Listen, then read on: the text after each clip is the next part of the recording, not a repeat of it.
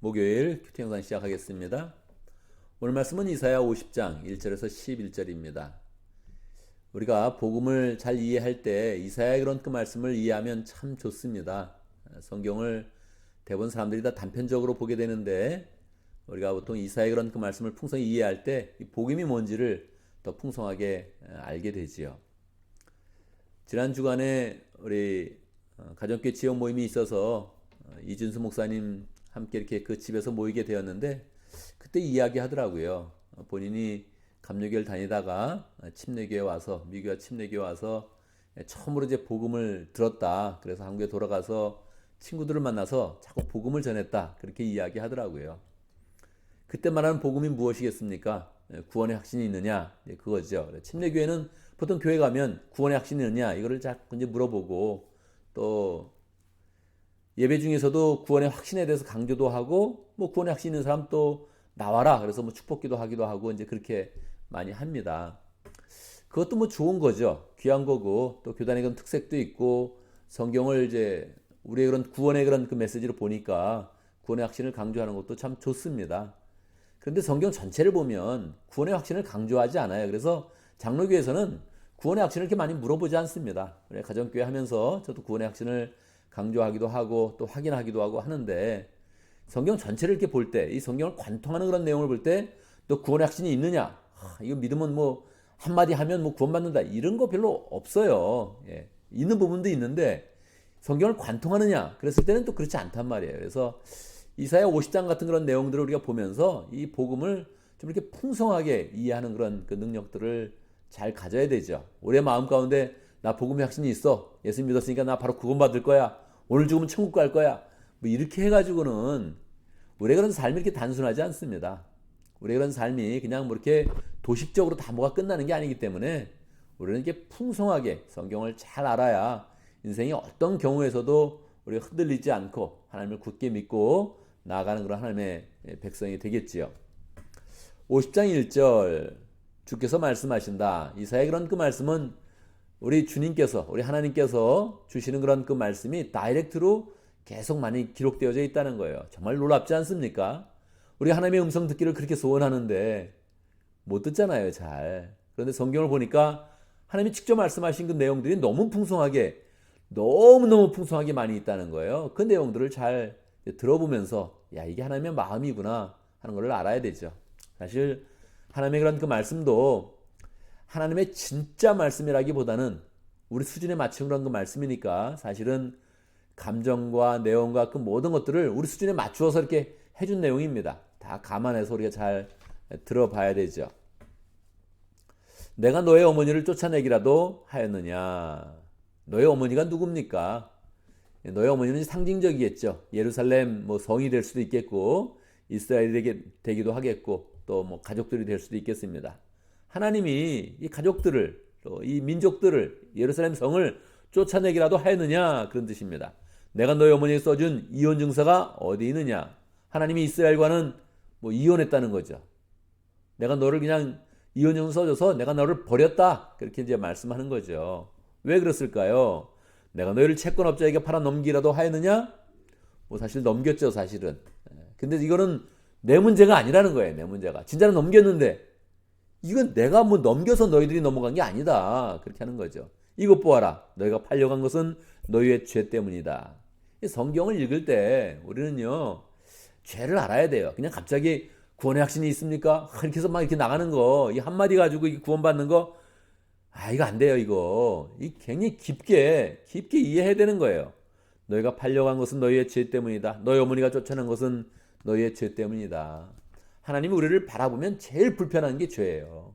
이 죄를 놔두고 그냥 구원의 확신으로 확 들어가가지고, 내가 뭐 한번 고백하고 그냥 다 용서함 받았습니다. 이렇게 나가는 게 이게 너무 가벼운 거예요, 이게. 그래서 장로교에서는 잘 구원의 확신 자체를 이제 강조하진 않아요. 왜? 이 죄가 너무 크니까 앞에. 이 죄라는 게 너무 심각하니까 이 심각성을 가져야 되는데 갑자기 그냥 한마디 해가지고 미국 사람들 그런 거 있잖아요. 바람 피다가도 갑자기 I love you 뭐 그런 거 있잖아요. 사랑해 사랑해 사랑해 그러고서 바람 피는 거 있잖아요. 얼마나 가증스럽습니까?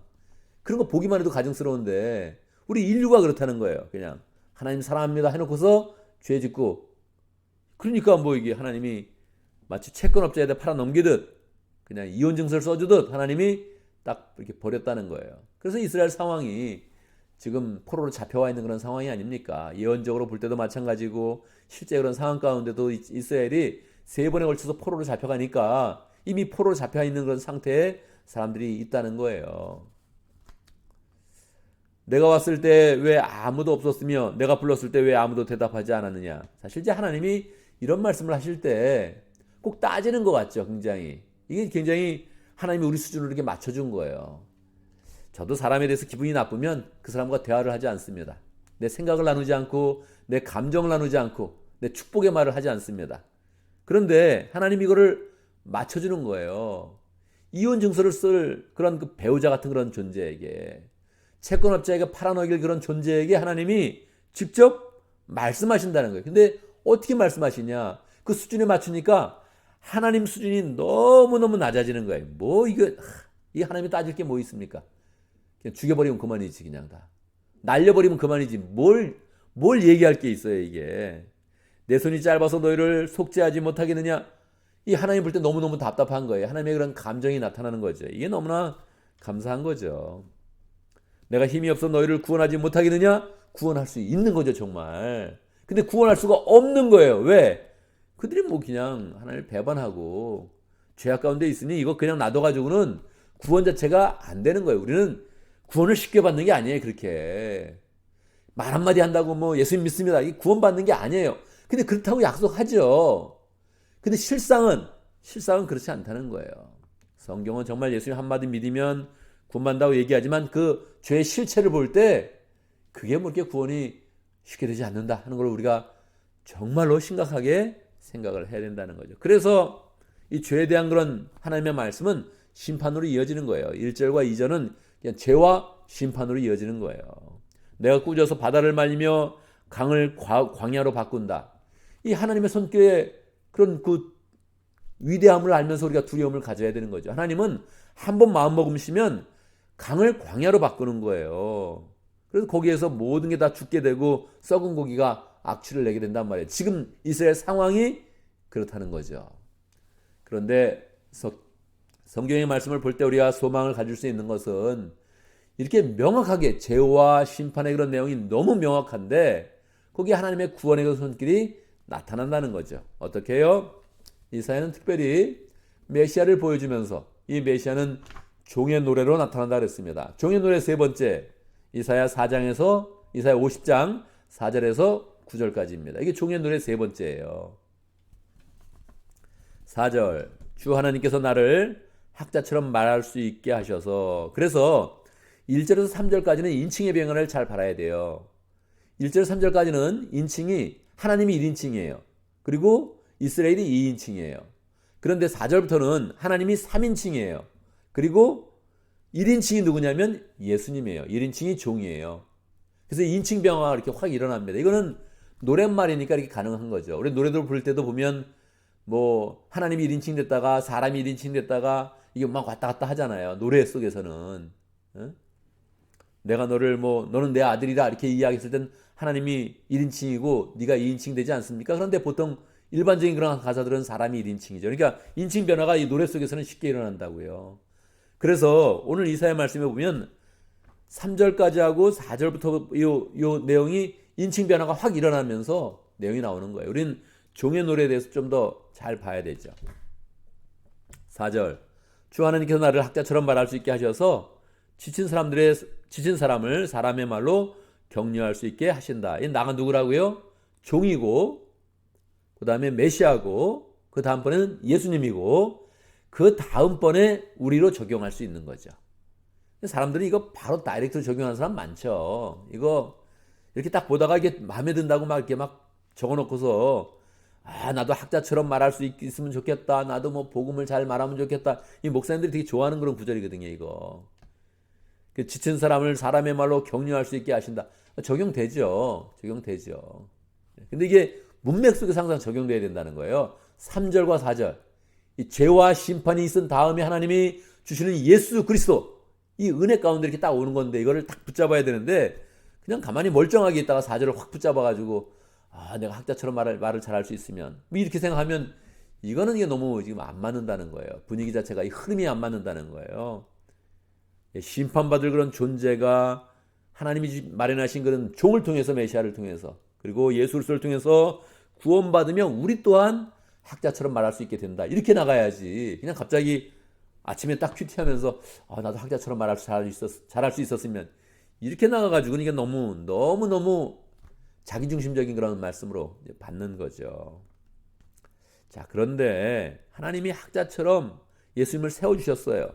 그래서 아침마다 깨우치셔가지고 내 귀를 깨우쳐서 학자처럼 알아듣게 하신다. 예수님은 정말로 공부한 내용이 없잖아요. 예수님이 학교를 다니진 않았잖아요. 그런데 예수님 말씀하실 때 보면 사람들이 다 놀라거든요. 그 권위와 그 내용의 깊이 때문에 놀라거든요. 하나님의 지혜가 있음을 알면서 놀라거든요. 어떻게 됐어요? 하나님이 정말 이분을 학자처럼 만들어준 거죠. 그래서 예루살렘 성전에 있었던 그런 학자들과 이야기에도 조금 더 뒤떨어지지 않고 그 내용을 풍성히 이야기하면서 복음의 원리를 삶 속에 끌고 나왔단 말이에요. 이 예수님이란 말이에요. 그런데 그렇다면 바로 그냥 열매가 나오는 거죠. 그렇지 않겠어요? 우리가 왜 학자처럼 말하는 걸 좋아해요? 야, 나도 학자처럼 잘 말해가지고 사람들이 나를 좋아하면 좋겠다, 존경하면 좋겠다, 뭐 그런 거 아니에요? 그런데 성경에 보면 그렇지 않다는 거예요. 그렇게 흘러가질 않아요. 그래서 성경을 항상 늘 깊게 보는 게 중요하다는 거예요. 5절 주 하나님께 내게 길을 열어주셨으므로 나는 주께 거역하지도 않았고 등을 돌리지도 않았다. 예수님이 신실하셨죠. 항상 하나님에 대해서 신뢰를 가지고 신실한 그런 자세를 유지했습니다. 사탄이 와서 예수님을 시험한 게 뭐예요? 돌로 떡덩이를 만들어 봐라, 뛰어내려 봐라, 그러면 너를 보호할 거다. 이게 다 하나님과의 신뢰를 깨는 거거든요. 사람의 방식을 사용해라. 네가 사람들한테 멋진 능력을 보여라. 그러면 사람들이 너를 따를 것이다. 이게 메시아 아니냐? 이렇게 시험을 한 거예요.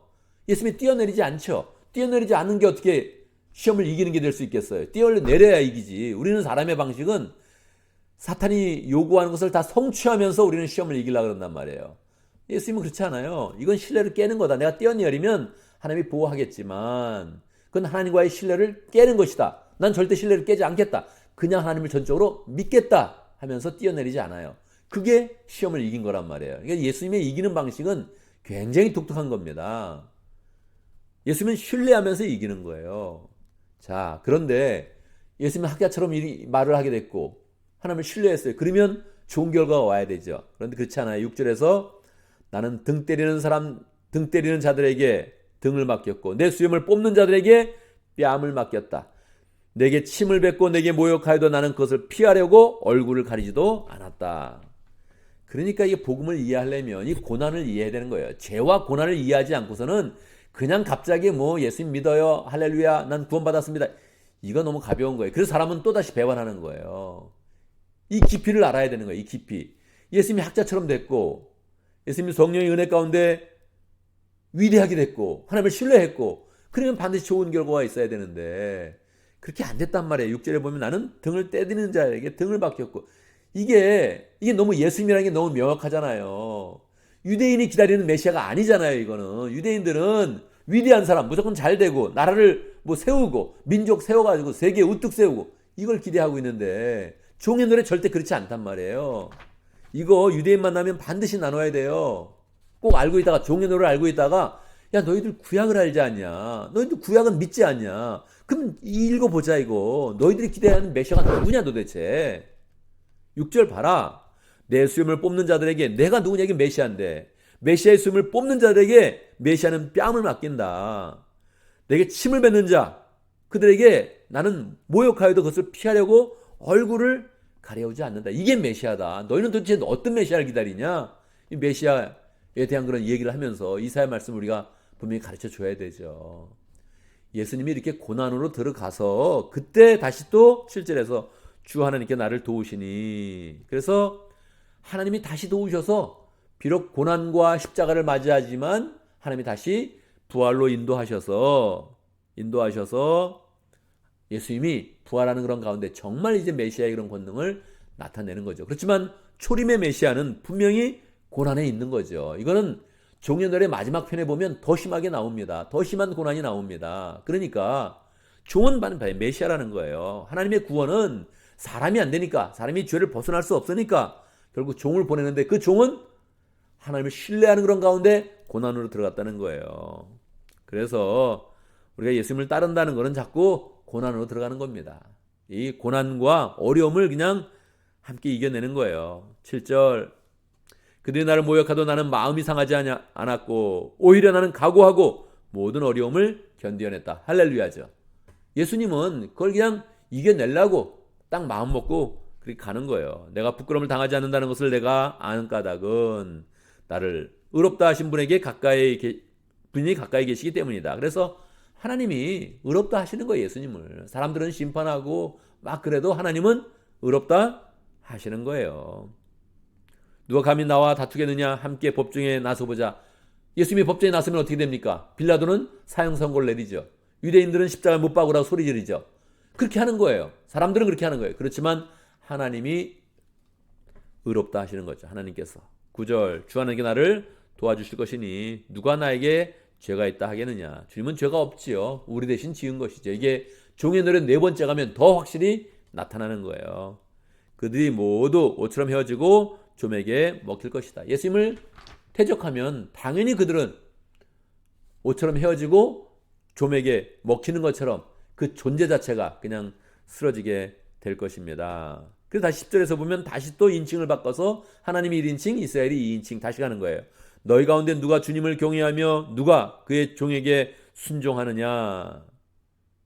그러면서 하나님을 의지해라. 그래서 이게 바꿔서 다시 톤이 바꿔서 나가는 것입니다.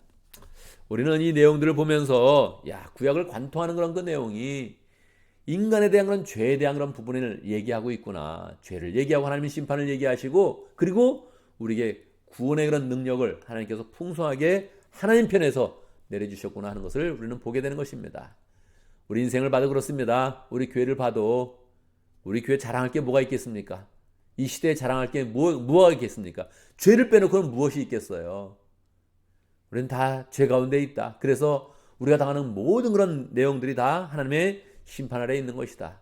코로나 바이러스가 있는 것도 이상하지도 않습니다. 산불이 일어나는 것도 이상하지 않습니다. 자연이 파괴되는 것도 이상하지 않습니다. 죄인들이 살고 있으니, 죄인들이 범람해서 이 세상에 살고 있으니 이 세상에 좋을 일이 뭐가 있겠어요? 사람이 만드는 일 중에 좋은 일이 뭐가 있겠어요? 다 이상하지 않은 일입니다. 그런데도 그 가운데 다시 하나님께서 이 종들을 세워서 이 세상을 바꿔 나가실 때 거기에 소망이 있고 기쁜 소식이 있고 하나님의 구원이 있다는 것입니다. 우리는 하나님의 구원 속에서 하나님을 온전히 높이고 하나님을 더 신뢰하고 예수님처럼 그냥 각오하면서 어려움이 있어도 그것을 각오하면서 나아가서 그것을 하나님의 은혜와 영광을 나타내는 복된 삶이 되어야겠습니다. 오늘도 말씀 가운데 기도 제목을 붙였습니다. 종으로 오신 예수님을 우리가 잘 이해할 수 있도록 구원의 은혜를 우리가 가볍게 여기지 아니하고 우리 가운데 처절하게 있는 이 죄의 모습, 하나님의 심판의 그런 모습을 잘 보면서 정말로 전적으로 하나님의 은혜 가운데서만 우리가 복된 삶을 잘 살아갈 수 있도록 조금 착한 거 가지고 조금 지혜 있는 거 가지고 잘난 척하지 말고 그냥 우리의 모습을 늘 인정하면서 하나님을 잘 찬양하고 하나님의 구원 속에서만 우리가 승리하는 복된 인생이 될 수 있도록 기도하겠습니다. 오늘 오학 목장을 위해서 기도하는데 최신의 목자님, 박세영 부목자님, 목원들과 유영준 선교사님 위해서 함께 기도하겠습니다.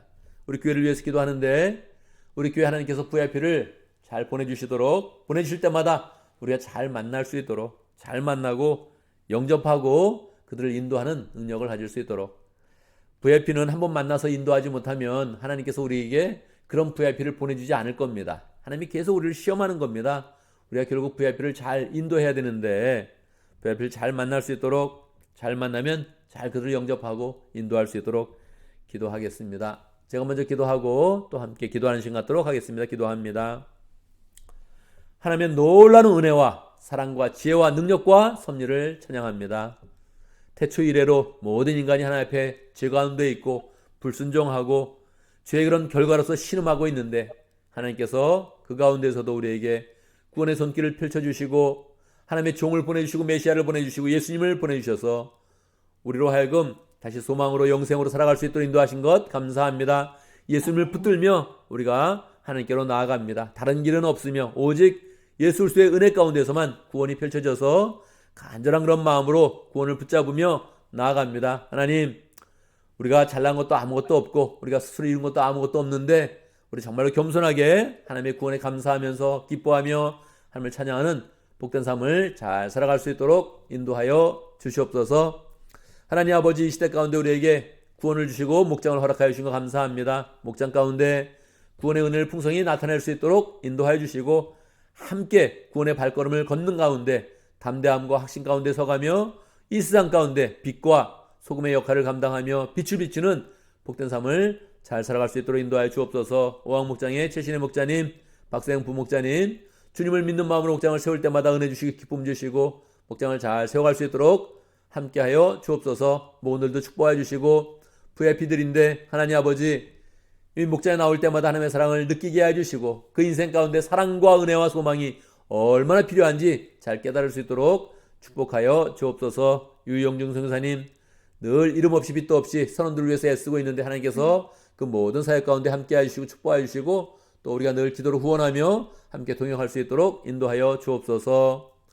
하나님 아버지, 우리 교회를 위해서 기도합니다. 우리 교회가 참으로 구원의 방주의 역할을 잘 감당할 수 있도록 인도하여 주옵소서. 하나님께서 VIP를 주시면 잘 맞이하게 하시고 영접하게 해주시고 또 잘 인도할 수 있는 능력을 가질 수 있도록 축복하여 주옵소서. 우리 스타일의 사람을 찾는 것이 아니라 어떤 스타일의 사람이 와도 우리가 그 VIP를 잘 영접하며 영혼 구원하여 제자 삼는 교회 될 수 있도록 축복하여 주옵소서. 하나님, 주의 은혜 가운데 또 새날을 맞이했습니다.